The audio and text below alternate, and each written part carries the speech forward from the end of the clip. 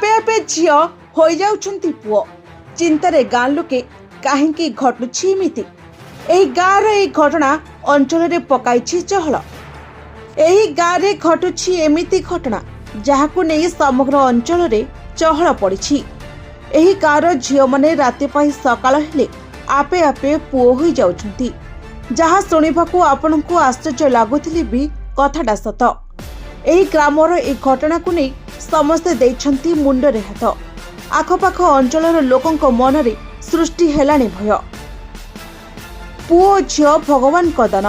समस्ते जदिओ किछि वर्ष पूर्वरु झियो पुओंक मध्यरे भेदभाव रखुथिले हेले एबे मानसिकता बदली जाइछि। झियोटीए जन्म नेले बापा माँ माने अधिक खुशी हेउछंती किंतु एही गाँरे झियो माने आपे आपे पुओ पालटि छिबा सेठाकार लोकंकू बड़ चिंतित करुछि। एही गाँर नाम हैला ला सालिनास जहाँ डोमिनिकान रिपब्लिक रे अछि। एही गाँर अनेक झियो 12 वर्ष बयस सुधा पुओ हेबा आरंभ करती।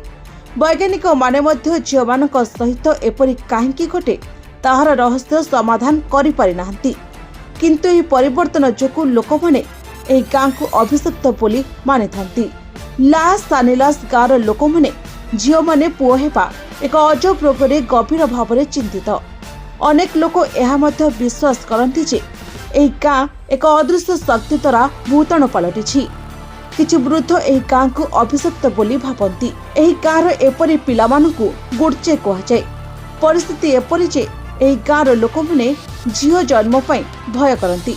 केवल एतिକି नुहे जेतेबेले काहाकरे झियो जन्म हुए सही परिवारे शोक व्यापी जाए कारण सेमाने भय करती जे तांको झियो बड़ हेले पुओ होइजिबो। एही रोग जोगु गाँरे झियोक संख्या मध्य बहुत ह्रास पाउछि। एही गाँ समुद्र कूଳରେ अवस्थित एवं एहार जनसंख्या प्राय 6000। एही अजब रहस्य जोगु एही गाँ विश्वव्यापी गवेषकଙ୍କ ପାଇଁ गवेषणार विषय पालटिछि।